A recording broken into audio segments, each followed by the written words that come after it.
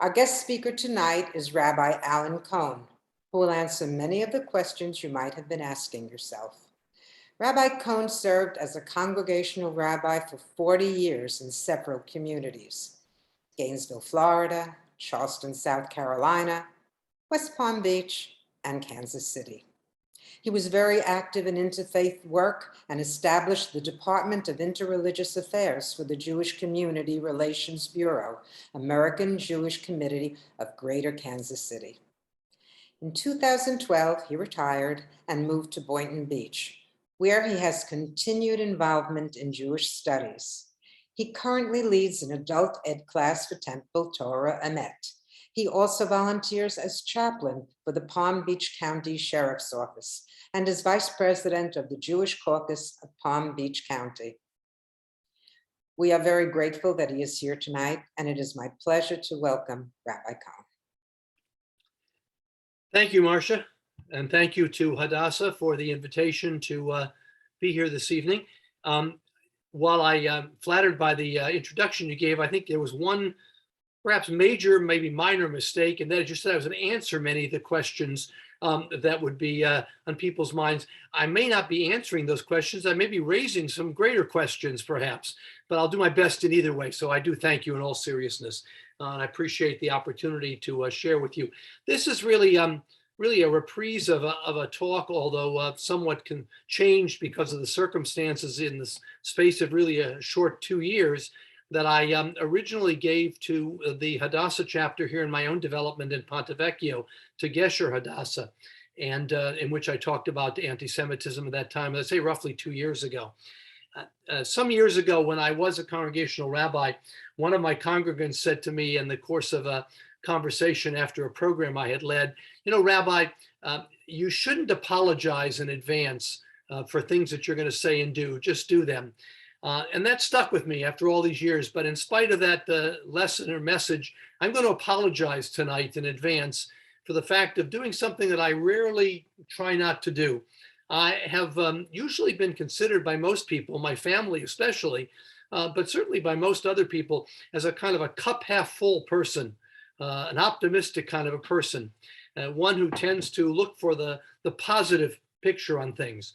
In spite of all that, when it comes to the subject of anti-Semitism, and because perhaps of all the things that are going on around us in the space of not just the last several years, the last several days for that matter, I'm not very optimistic, not very optimistic at all, because anti-Semitism is a problem that has been with us for a very long time, and regrettably, I don't see any solution to it other than our own vigilance, our own activity, our own advocacy of activities and efforts, of some of which I'll try and spell out this evening in my presentation. But the fact is that anti-Semitism has really been with us almost from the time of the biblical period. We have the Purim holiday coming up in roughly a few weeks' time, really. And within that period of time, middle of March, the celebration of Purim, we're going to see really what may be considered by some the first statement of anti-Semitism as it appears within a biblical text. In the book of Esther, in the 3rd chapter, Haman comes to the king and he turns to the king and he says, there's a certain people in your kingdom whose language is different, whose customs are different, whose very way of life is different. And you know, there's really only one solution for that difference. Give me the power to get rid of them. Give me the power to eliminate them. And with Haman's message to the king Ahasuerus, there is really, in a sense, the beginning of an anti-Semitic statement. Now, historically speaking, anti-Semitism is something which really grew out of perhaps the post-3rd and 4th centuries of the Common Era, some bit of time after the Book of Esther story, but the time at which the Christian church was really beginning to establish itself in the 300s, the 4th century, and at which time it was clearly set in the doctrine of the church that the Jewish community had been responsible for the death of Jesus, had been responsible for what ultimately came to be called deicide, the killing of God. And it was that statement, as developed by the church in the 4th century, which really grew and took hold over the course of so many centuries, so many years, so many different periods of time, that led to so many different rather tragic activities that mark our history. They mark everything from the pogroms of the 19th century and early 20th century to the Inquisition in Spain in the Middle Ages, to the Holocaust in our own lifetime in the middle 20th century, and the destruction of 6 million of our followers, of our people. It is very, very easy, in a sense, tragically easy, to create a line that goes from those early first statements in the 4th century to the tragic results of the 20th century, where the Jew was really, in a sense, minimized, delegitimized, created to be something less than human and something that can be easily stamped out and destroyed. So anti-Semitism has been with us for a long time. Anti-Semitism, unfortunately, will be with us because it's not a rational thing. You know, we're all sort of living through this pandemic of the last couple of years, in which we every day follow the news as to the new vaccines that have been created, the new treatments that have been created. We are hopefully now in a downward swing in the incidence of the disease, and perhaps coming out of the worst part of it. But the fact is that with any of these diseases, with COVID-19, with cancer, with tuberculosis, with all of the various ailments that have afflicted humankind, there have been scientific methods to try and find cures, to try and find remedies, to try and find ways to, if not cure the disease, to put it in a form of remission where it can be controlled. Unfortunately, anti-Semitism is not that kind of a disease, not that kind of an illness. It's an irrational disease that has affected an element of society which has always looked for a scapegoat, has always looked for a community to blame for the problems that beset us. And what therefore really contributes to my form of what might you say, pessimism, as I said at the beginning, the fact that the very events of today, the Russian invasion of the Ukraine, is unfortunately, to me, grounds for what might become a resurgence of anti-Semitism, even in our own country, more so than we've already seen. We've lived through the Tree of Life tragedy in Pittsburgh of several years ago. We lived through the Colleyville incident in Texas not that long ago. We've seen incidents in Southern California. We've seen attacks elsewhere. We've seen in our own communities in South Florida the fact that neighborhoods have found on their lawns and in North Florida, in the area of Orlando, on billboards, statements and flyers which have accused the Jewish community of being responsible for the COVID-19 disease itself. We are at the heart of the issue of why disease is afflicting and affecting the community. It's somewhat reminiscent of the Middle Ages, when the Jews were blamed for the Black Plague, for the various deaths that occurred in Europe, because a scapegoat is always a convenient way of casting aside the problems and the issues. When Hitler came to power in the 1930s, he looked to the Jews as the cause and source of the German tragedy at the end of World War I, and blamed the Jews for all that was affecting and afflicting the German people. So that anti-Semitism is that kind of disease, illness that affects the very nature of humanity, as it were, and looks for a way to find a fertile ground to grow. And so even living here in South Florida, many of us may consider ourselves living in a bubble, kind of safe. We live in 55 and over communities by and large. We live in gated communities. We live in areas which may be predominantly Jewish, or certainly large percentage of Jews living within our communities. We have strong Hadassah chapters, and we have strong other Jewish elements within the community, Jewish community centers and synagogues, but we're not immune. We're not immune because we see that anti-Semitism arising even in our own midst, as I said, from the billboards that recently were found up in northern Florida in the Orlando area, to the flyers that were found on the lawns in South Florida and Broward County, to more recently just in Colleyville, Texas, where the recent incident occurred at the synagogue, where likewise flyers were found on people's lawns, weighted down with pebbles so that people would find them, saying the Jews were responsible for the ills of society. This is what we live with. And it's hard to be really optimistic. It's hard to really be a kind of a shining light, rosy colored glasses and say the world is all beautiful and nice and kind of a kumbaya experience in the sense of we're all going to come together and be friends. But the fact is that we have many enemies out there. We have many friends out there. And when Marcia introduced me, she mentioned the fact that I had been responsible for developing the Department of Interreligious Affairs in the Kansas City area during several years that I was there. I worked very closely with interfaith activities throughout all of the years that I was in the active rabbinate. And then during a stretch towards the end of my congregational work, I formed this Interreligious Affairs Department and worked very closely with all elements of the community, with the African American community, with the Catholic community, with the Protestant, evangelical, and liberal community, with the Muslim community, the Sikh community, all of the members of the various parts of the Kansas City community. And we recognized one basic factor where we were able to sit down together and respect each other as individuals, regardless of any of the differences we had. For example, when I sat with many of my Catholic colleagues and spoke with them, I knew and they knew the very differences that we had over such issues as abortion and birth control.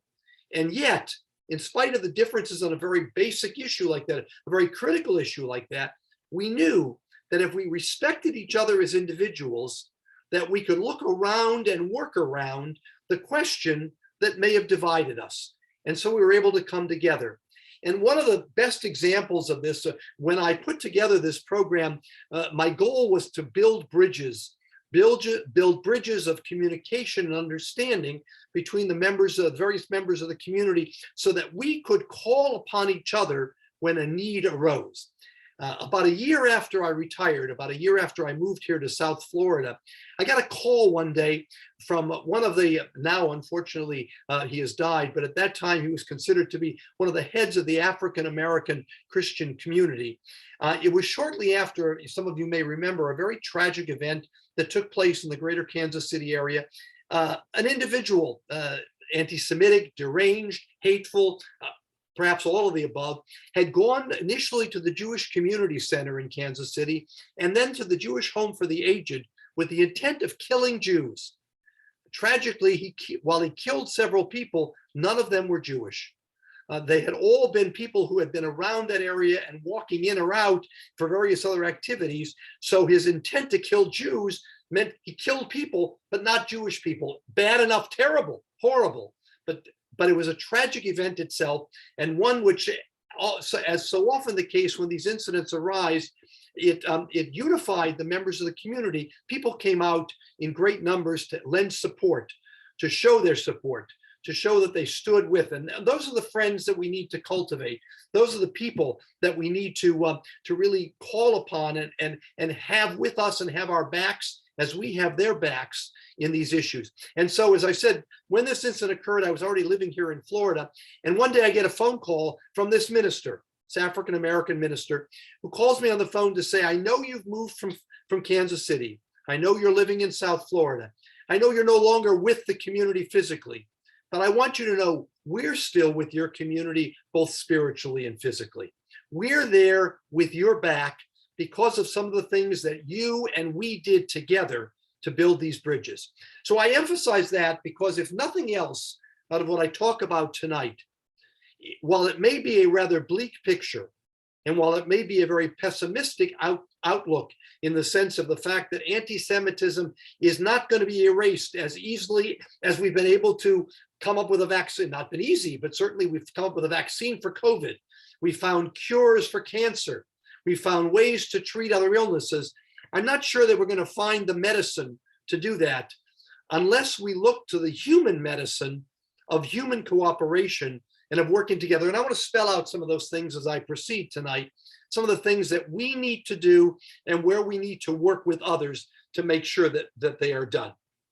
So, I want to talk about, and I said about the Ukraine and the incidents that are occurring. The fact is that it doesn't bode well for the Jewish community, because there have been times in the past, in the 1920s and 30s in Germany, where they were facing dire economic situations.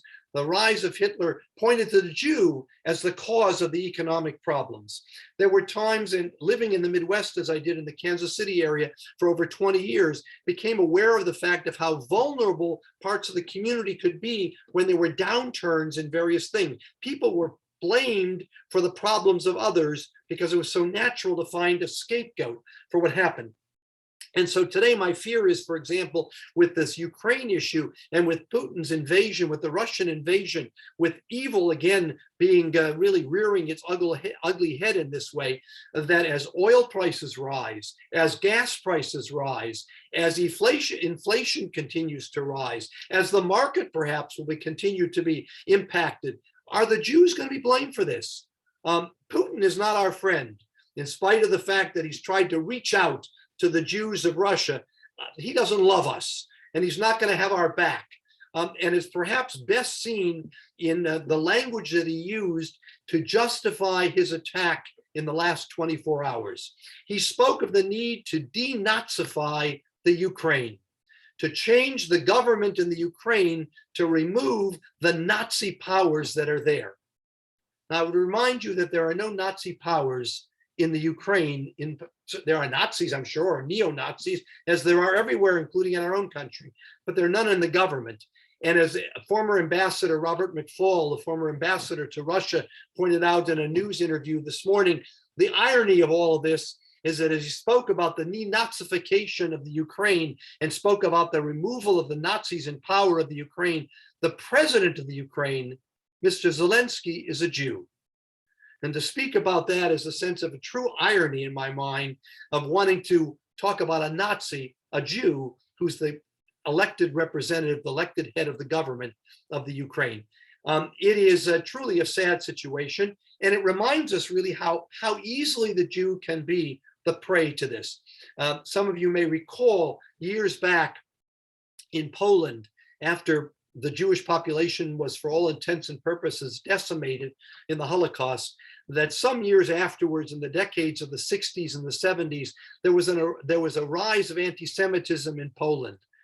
There were no Jews in Poland, for all intents and purposes, but there was still a rise in anti-Semitism. We don't need to be physically present to be hated, to be blamed, to be singled out as being, as Haman said, different, to be different from, different language, different customs, different anything. Now, if I look at you and you look at me and you look at your neighbor who may not be Jewish, we don't look very different for all I can see. We look very much like everybody else. But underlying this point is that there is something different about us, something threatening about us, something scary about us, something which means that we need to be eliminated. And therefore, being aware of this, being conscious of this, we need to do something about it. And so let me talk for a while tonight about what it is we can do, what it is that's going on around us, what it is that's really, occurring. I mentioned the Pittsburgh Tree of Life of several years ago, Colleyville, Texas of more recent times, Southern California, around the San Diego area, where there was an incident several years ago. But it's also not just violent incidents. It's not just graffiti written on walls. I was in, as was mentioned earlier, we're talking to some folks. I just came back from New York in celebration of a wedding, a family wedding out in Long Island. And I was visiting with my son and his family who live in Riverdale in the Bronx. And conversation throughout the weekend that I had with them, that I had with the rabbi of the congregation there, was the anti-Semitic incidents that are occurring in New York, swastikas and various other anti-Semitic graffiti that's appearing on synagogues and other places of establishment, restaurants and so forth. So nowhere is immune from it. We shouldn't think we're in a bubble, that we're safe because we're in South Florida, because we live in Jewish enclaves, because we have Jewish friends. Unfortunately, there is really nowhere that we're immune from it. And it's also very dangerous in the fact that we're seeing a rise of book burning but not literally book burning, but book banning, which is just as bad. I'm sure that many of you are familiar with Art Spiegelman's Pulitzer Prize winning work called Maus, M-A-U-S. If not, I highly recommend it. Although if you live in a small county in Tennessee, you may not be able to get hold of it because they are banning it now from the bookshelves of students. But the book itself, if you're not familiar, just to tell you a little bit about it, is a graphic novel that he based upon the lives of his parents' Holocaust experience, in which the Jews are the mice and the Nazis are the rats. And it describes the crisis that the Jewish community went through and the struggle between the mice and the rats, and how the cats, excuse me, not the rat, the cats, the mice and the cats. The Jews are the mice and the Nazis are the cats. And of course, cats love to eat mice. Cats love to destroy mice.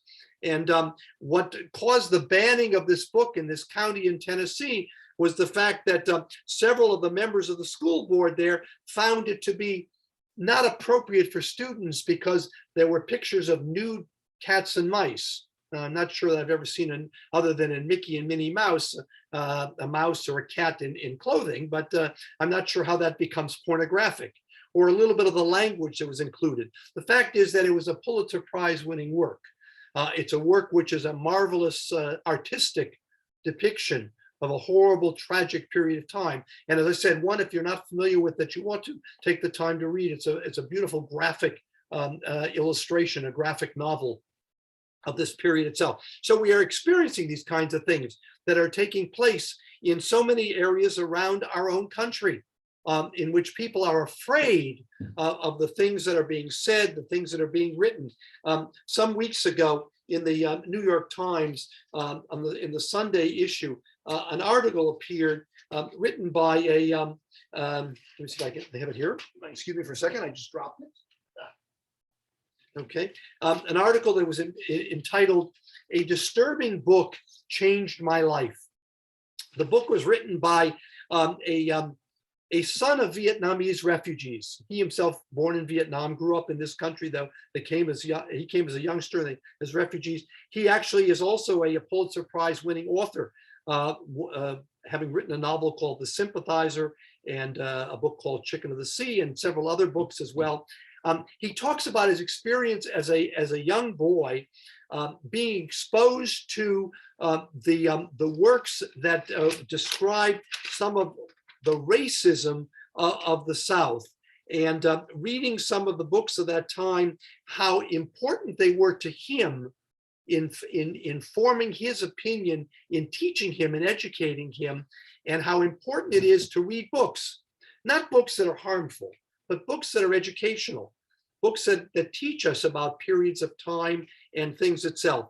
And I found it so intriguing that here was this man himself, I'll quote him as he says, "They're indelible, sometimes uncomfortable, and always compelling experiences." And so if we have a school board that says we shouldn't read things like Maus or other kinds of things, what's going to stop them from saying we shouldn't read, I don't know, lots of other books and so forth that might be beneficial. And then we have incidents where people are writing, for example, Deborah Lipstadt, and some of you may know the name Deborah Lipstadt, professor at Emory University. She has been nominated by President Biden to, excuse me, to serve as a liaison on the issue of anti-Semitism. Her nomination has been held up because of the politicalization of our own country. The Republican Party, and I don't mind being a bit partisan at this point, the Republican Party has stood in the way of the nomination of Deborah Lipstadt, an eminently qualified individual. But one has to ask the question, why do we need a person to be a liaison to anti-Semitism? Because it's there, and we need to be aware of it. And it leads me to almost the belief that as we've advocated, as we should have advocated for things like Gay Pride Month, Black History Month, perhaps we should be advocating for Jewish History Month in schools. I'm proud of the fact that Florida and so many other states have instituted Holocaust studies as part of their curriculum. But we need more of that because we need to educate people. That is one of the tools to work against anti-Semitism. It will not change and will not eliminate, but it will work on the people who are sort of on the margins, and it will strengthen our allies by educating them and helping them. Many, many years ago, anecdotally, I'll tell you a personal story. I sat in the barber's chair in a community, and the barber was cutting my hair. And we had been going to him for a number of years already, and we'd become fairly friendly. And as you always do, I'm sure, as women in the hair salon, men in the barber shop, you strike up a conversation with the person who's doing your hair, and you talk about any kinds of thing and everything. All of a sudden, in the midst of this conversation, he said to me, I didn't want to Jew them down.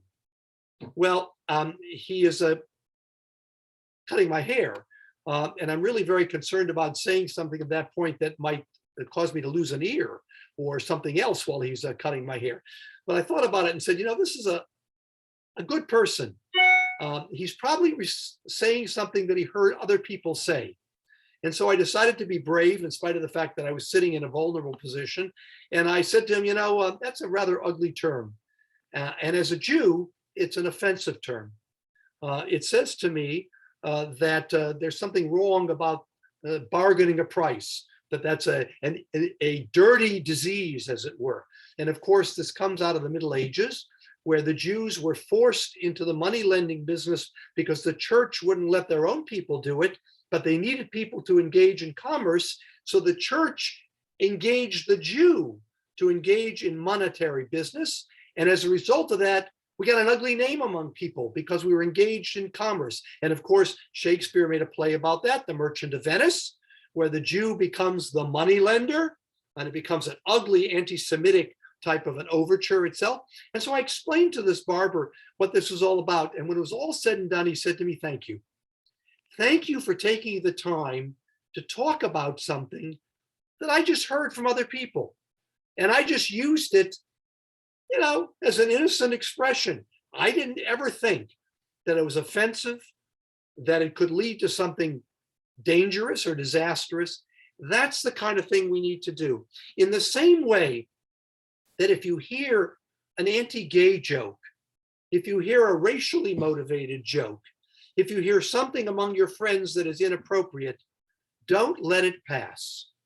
Don't let it just go in one ear and out the other. Don't let it be something, these are my friends, I don't want to offend them, I don't want to say something to them. Again, anecdotally, I will share with you, I used to get into a lot of trouble with some of the members of my older family. It's funny, I'm a man in my mid-70s, so when I talk about my older family, I'm talking about some generation ago, obviously, who used a term that perhaps some of us have used, which is a very offensive term. Even though it wasn't meant to be offensive, it's become offensive. And that is to refer to a Black person as a schwarze. The term itself means black, dark, but it's become a very pejorative term. And I got to a point in my life as I was growing up, and I heard this from some of my family members who were products of that period of time. I think very liberal people, very open-minded people, but heard these things and just repeated them. I would stop them and say, "That's not nice to use that term. It's no nicer to refer to a Black person as a schwarze than if somebody were to refer to you as a kike. It's not a good way to talk about somebody else. We don't brand people as something as being other, as being dangerous, as being less than, as being diminished in some way from their humanity." And so that's another thing that we have to do. We have to really be resolute about our willingness and ability to speak up, to stand up, and to say, these things can't be done, these things shouldn't be done. Recently, I attended online a lecture that was given by a woman by the name of Linda Geller Schwartz. Dr. Schwartz was speaking on behalf of the Community Relations Council of the Palm Beach County Jewish Federation. And she was doing something for the Federation and the Palm Beach Jewish Caucus, which, as Marcia mentioned in the introduction, I happen to serve on as the vice president. And she was talking about the fact of the anti-Semitism, and she labeled it as a virus that's dormant. It lies dormant, and it waits for that moment when that dormant stage can come out of its dormancy and really rear its ugly head. And she talked about the fact how in the last several years, there's been, in fact, in 2020, just 2 years ago, a 40% increase in our own state of Florida in anti-Semitism. The fact is that studies that have been produced by various organizations, national organizations, Pew and Jewish organizations as well, talking about the fact that 80-some% of the American Jewish community know about or have experienced incidents of anti-Semitism. It may be nothing more than a comment made like, I'm going to Jew him down, but it may also be in confronting more violent expressions of it. It may be confronting graffiti written on a wall of a synagogue. It may be a violent attack upon your institution, your home, your synagogue itself. So these things are said. We have a statute that was introduced in the Florida legislature in 2019 that defines anti-Semitism.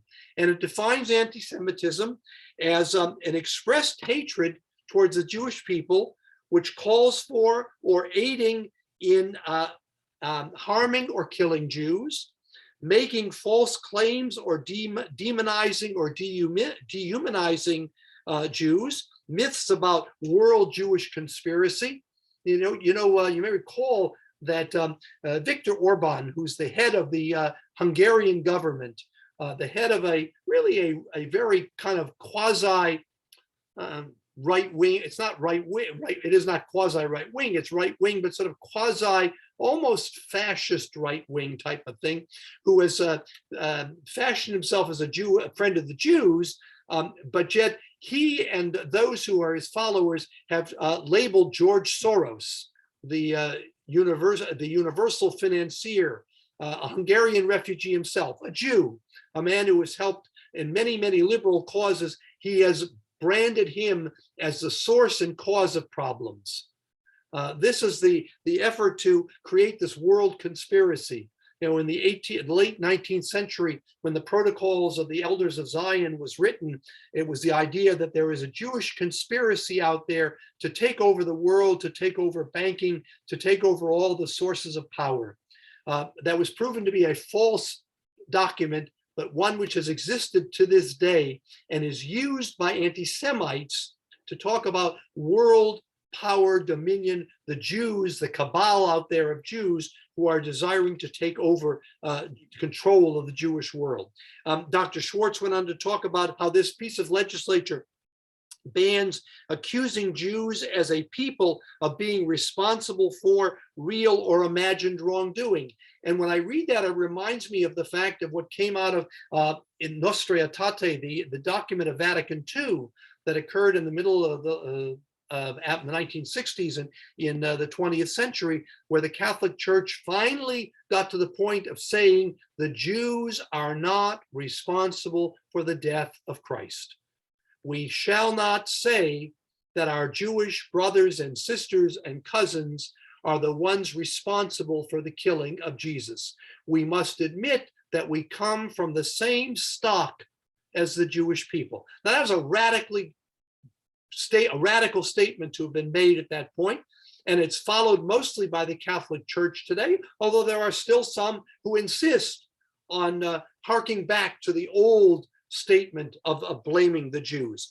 Dr. Schwartz went on to say a fourth point was accusing Jews of inventing Holocaust and being Holocaust deniers. I mentioned Dr. Lipstadt before. She won a very famous case in England against a Holocaust denier, willing to go to court to challenge the ludicrousy and idiocy of those who would deny the events of the Holocaust. And finally, the statute says that it is wrong, it's against the law to accuse Jews of being more loyal to Israel than to their own countries in which they live. And of course, that's the old dual loyalty thing, saying that we as Jews in America have a greater loyalty to America, to Israel rather than to America. And again, the risk of being a bit political, and I don't mind since I'm a guest and you may not have to invite me back again, so I can almost get away with virtually anything tonight. Former President Trump alluded to this to some degree when he talked about Jews who didn't vote for him as being more loyal than they were to America, not to America, but to Israel. If they wanted to be, again, that dual loyalty kind of thing that was raised there. So she described what she called the 3 Ds: to demonize the Jews, to dehumanize the Jews, to delegitimize the Jews, and to create a double standard where Israel is held to a different standard than the rest of the world. And of course, that's an important issue. Now, let me say very, very clearly, without any hesitation, I'm prepared to criticize government actions of Israel in the same way that I'm prepared to criticize government actions of this country. I am a citizen of the United States. I have a right to criticize American policy if I feel it wrong. I am, in a sense, a citizen of Israel as a Jew. I have a right to criticize. I don't have a right to delegitimize. I don't have a right to be part of the boycott, divestment, and sanction movement, the BDS movement, which is an attempt to delegitimize. I do not believe that criticizing the government is anti-Zionist or anti-Semitic. But if you are taking it to the step of delegitimizing, then it is already an act of anti-Semitism, and that is to be forcefully and vocally spoken against. And I have no qualms about that. Amnesty International, and here I have to present a sort of an irony that's come out. Amnesty International recently came out with statements that they've often been saying, and they recently spoke about the apartheid nature of Israel. That's an anti-Semitic statement. Does Israel treat all of her Arab citizens in a fair, equal treatment? No. Does America treat all of her citizens in a fair, equal manner? No. There are segments of this population in the United States that are not treated as equals. We are white. We may be Jews, but we're white. If we were Black, even if we were Jews, there would be a difference in the treatment that we receive. The endemic racism in America cannot be avoided. And the racism that exists in Israel in terms of the treatment of the Palestinian populations cannot be overlooked. But that is not an apartheid situation. The Arab population, those who are citizens of Israel, they are citizens. They can vote. They have the rights that every Israeli citizen has, in essence. So it is wrong to call it apartheid. The irony is, I don't know if you all saw this or not, but this is very recent, really within the last week or less. Amnesty International, the same organization that branded Israel as apartheid, came out with a statement about the democratic countries in the world, and it ranked Israel above the United States as a democratic country. I think only behind Italy and Spain, or maybe ahead of Italy and Spain. I can't remember the exact order, but somewhere near the top. They're not perfect, but the fact is they're democracies. I found it kind of ironic that the same organization that branded Israel as apartheid, that used an anti-Semitic trope, a meme of anti-Semitism, that there was speaking about the democratic principles of Israel. The fact is, Israel is a democracy, and that democracy must be upheld, and we must speak about that. So we have to, again, in talking about what Dr. Schwartz spoke about in her speech, there are goals to what we should do. We should unite the Jewish community. We should educate the Jewish community. We should reach out to non-Jewish allies. We can't remain on the sidelines. As I said, we cannot remain quiet to racial jokes, to religious or sexual orientation jokes, or to anti-Jewish jokes. We have to be vocal. We have to be there to have the backs of those who have our backs as our allies in the community, as I learned so importantly in the work that I did in building those bridges with the Department of Interreligious Affairs in Kansas City. We have to advocate for Israel. We have to be prepared to criticize where there are mistakes, but to advocate for the fact that this is a democratic country in an area that is not filled with very much democracy, and where Israel's existential threats are there on a regular basis. We have to educate ourselves. We have to continue to learn and to speak out. We have to work for the advocacy of those people who are speaking on behalf of the Jewish people. We have to work for Deborah Lipstadt and her appointment to her position as a liaison to work against anti-Semitism. We can't let politics get in the way of issues that are so very important to all of us as American citizens. We will not get rid of anti-Semitism. I am far more optimistic of finding a cure for every cancer that exists out there, a cure for Alzheimer's, a cure for every ailment and physical illness that's out there. I am far more confident of that happening, perhaps even in my lifetime or certainly in my children's lifetime, than I am that we'll ever get rid of anti-Semitism. Because as I said, and as Dr. Schwartz said in her talk, it lies dormant. It's there. As long as there are people like Haman in the world who are going to look at someone else and say, you're different. You don't look different, but you are different. I can tell you're different. You don't believe as I believe. You don't worship as I worship. You have a different God than I have, which is not true. We all have the same one God. We may call it by different names, but we have the same God. But you're different.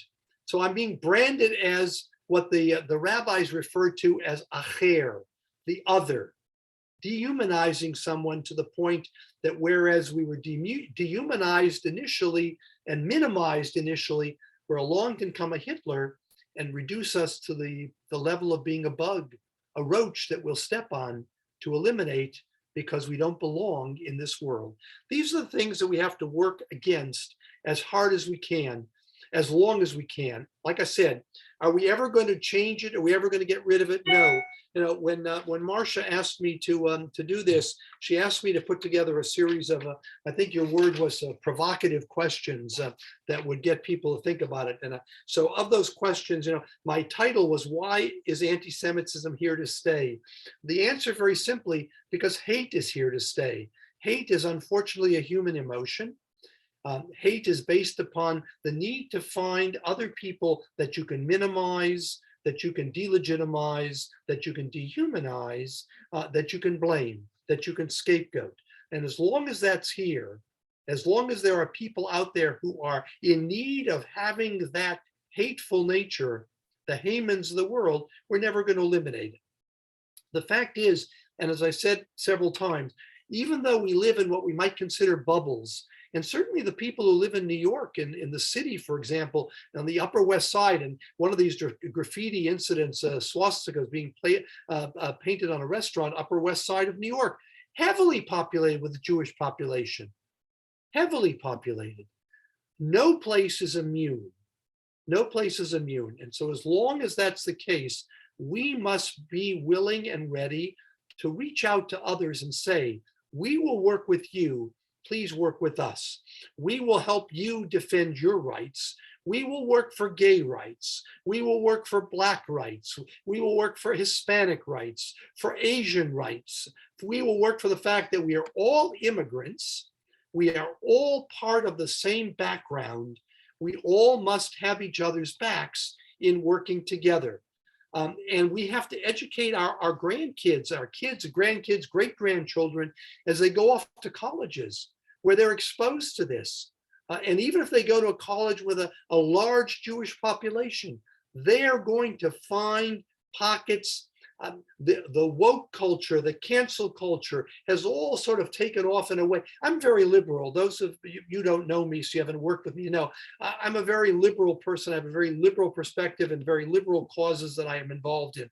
But I do not tolerate cancel culture. I don't tolerate the idea of canceling a person's right to speak his or her mind just because I don't agree with it. I do believe, as the late Chief Justice Oliver Wendell Holmes said, you can't cry fire in a crowded theater if there's no fire. But if there's a fire, you can speak out. If you have an opinion, you can speak out. But be aware of the fact that your opinion may affect me, as my opinion may affect you. And let's be conscious of it. Let's be careful of it. Let's be respectful of these things. But I am not going to cancel you because I disagree with you. I'm not going to stop talking to you because I disagree with you. I hope that you will not stop talking with me because you disagree with me, but that you will be willing to continue to do that. And lastly, I'll close with a piece that appeared in the New York Times over the last couple of days. I think I copied it out here, so I have it in front of me. I refer to the Colleyville incident in Texas that just occurred, a month ago, really. The incident where the members of the congregation were held hostage on that Saturday morning by, unfortunately, very deranged, hate-filled individual. And the rabbi has risen to great prominence because of his bravery that he displayed there, and his leadership and his willingness to lead. But he wrote a guest essay that appeared in the New York Times over the weekend. It was called "My Synagogue Was Attacked, but I Will Never Stop Welcoming the Stranger." Again, my synagogue was attacked, but I will never stop welcoming the stranger. And I'll just quote you a couple of the opening paragraphs. Some teachings, such as love your neighbor or care for your community, are shared by almost every religious or ethical practice. From an evolutionary standpoint, that makes sense. In the long run, the group does better than the individual. But welcoming strangers alone, caring for them, does not come naturally. I was reminded recently that our brains aren't wired for it. Strangers are, by definition, unknown. The unknown often generates fear. Strangers in this context are harmful. And so he goes on to say, we have to work against that. We have to fight against that wiring that we have within us that says the stranger is dangerous. The stranger is other. We have to be careful. We have to be vigilant. And I think the rabbi would say, Rabbi Charlie Citron Walker would say that he certainly learned an important lesson as to how to watch and be vigilant, no question about it. But he still would continue to welcome the stranger, because beyond Purim comes Passover. And Passover at its heart has the following message that is repeated over and over again in the Torah, in the book of Exodus especially. We were strangers, and as a result of that, we must recognize others who were strangers. Our experience as being strangers in Egypt must teach us how to treat others who were strangers as well. So while it may not come naturally, it is something that we must learn. We must reprogram, as it were, our brains to work of this so that we can to do it. And he says in his opening lines, love your neighbor, care for your community are shared by almost every religious practice. So one of the things that I learned in my work in the Interreligious Affairs Department is what we share in common with those, especially in the Christian community. And I learned how much commonality there was. And it was taught to me by an evangelical Protestant minister who reminded me that Jesus was born a Jew, lived a Jew, and died a Jew. This coming from an evangelical Christian minister, Protestant minister, Baptist minister, and that the two most important teachings to Jesus were two teachings that come directly from the Torah. The first of which is one that all Jews recite on a regular basis, the Shema. Shema Yisrael, Adonai Eloheinu, Adonai Echad.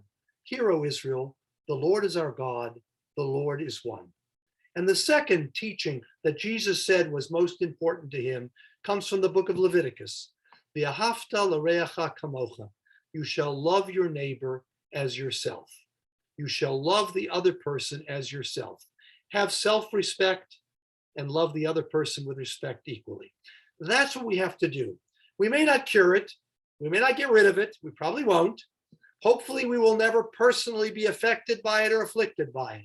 But the chances are, to some degree, we may. Hopefully, if we are, it'll be very minor. But we must not let our guard down.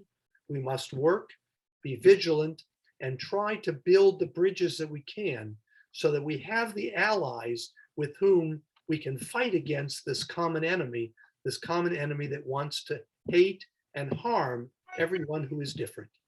And with that, I'll stop. And if there are any questions that have come, I know that, I don't know whether it's Marcia or Sheila, I think it was Marcia who was going to feed the questions on. So please bring them on and I'll try not to answer them. Q&A at the bottom of the screen.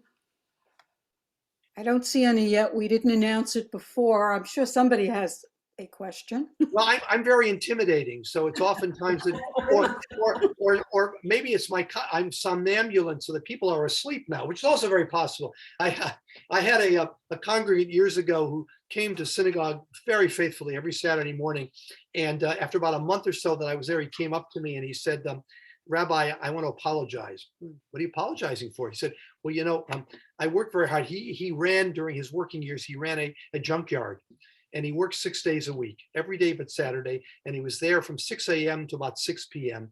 And he said, I work real hard. It's a long day. Saturday is my one day I don't work. It's my day really of rest and peace. I come to synagogue and I sometimes, might close my eyes just to rest. It's very peaceful. And I really feel guilty if I'm doing that. And I said to him, please don't feel guilty. If I gave you some rest and some peace, I feel good about that. So you use that. Now, what I spoke about tonight was not necessarily peaceful and perhaps not rest inducing. I hope it's on the contrary, something else that gets sort of lights a fire under us to do more than we've already done to combat this problem. Rabbi Cohn, we do not have any questions, and I'm not surprised. It's very rare that we do. But I really want to thank you for a very provocative 45 minutes. We do live in a bubble, and we sometimes forget what's going on out there. So I thank you for that. I'm really happy to report that Hadassah is very, very active in fighting anti-Semitism. And actually, our chapter is doing a little goodwill at our next meeting, which is March 24th, when we will be meeting in the social hall and running one thing, which is a baby shower for the needy mothers in our community. So we hope that will remind them that Jewish people can be kind and good. Again, thank you so much. It was a wonderful, wonderful talk, and I'm sure I'll be hearing a lot about it on the message board this evening, and I'll send you all the good messages. Thank you very much. And I thank you for the invitation. My pleasure being there. Thank you. Just a comment. So, thank you. And I'd like to turn it over now to our president, Eva. I want to thank, and I'm sure all of us thank Rabbi Klein for this informative and thought-provoking 1 hour of information on anti-Semitism and how to deal with it. I have a quick question while I'm at it here at the podium, so to speak. My grandchildren are named Klein, and they live in Minnesota. So I have a question if you have Kleins in Minnesota from your family. Only problem is I'm a Cohn, not a Klein. Oh, okay.